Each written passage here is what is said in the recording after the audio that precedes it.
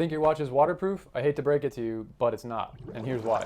Waterproof really means that a watch is completely impenetrable. That means no depth on Earth can cause a leakage in a watch, which is not true unless you have one of very few watches. The deepest point on Earth is called the Mariana Trench, and the deepest recorded depth is 35,876 feet. So if a watch can withstand that amount of pressure and depth, then by definition, it would be waterproof. Take this Rolex Deep Sea James Cameron. It's rated to 3,900 meters or 12,800 feet. That's way beyond anything a diver could attempt because the deepest dive ever recorded in 2014 is just over 1,000 feet deep.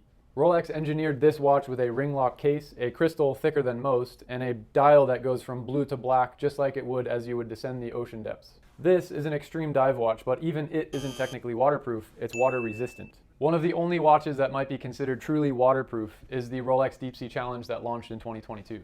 It is rated to 36,090 feet or 11,000 meters, which may be able to withstand the deepest point in our Earth's oceans if it happened to sink to the bottom. This watch was available to the public in 2022, 10 years after the experimental version of this watch accompanied James Cameron and his submersible to the Mariana Trench. So for water-resistant watches, manufacturers give a depth rating. The minimum typically being around 30 meters, which is okay for hand washing and a shower at most, and then we're looking at 100 meters minimum or more when we start talking about diver watches. So how does water resistance actually work? Well, you have gaskets, which are essentially rubber O-rings found throughout your watch. And every watch has a minimum of 3 openings. You have the crystal, which is held in place by a crystal gasket. You have a bezel or case back, or both in most cases, that have case gaskets. And you have a crown tube and a crown, which typically have at least 1 gasket, but in some cases, like the Rolex Trip Lock, have actually 3 gaskets. Stack those gaskets together and you've got a barrier against water. Now there's one part of this watch that I haven't mentioned yet, and probably something you noticed that's found on this particular watch is this little circle that you see on the side at 9 o'clock. This is what's called the helium valve.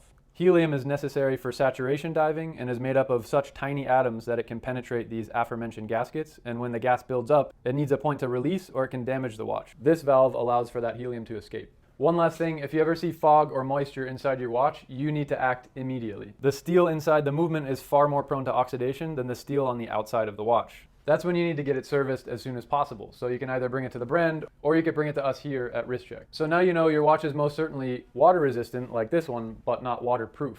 And let us know how you want to see how we test water resistance, and it actually takes no water whatsoever. If you're interested in this Rolex James Cameron Deep Sea, it's available now at Wristcheck. DM us or head to wristcheck.com to make it yours, and as always, we'll see you at Wristcheck.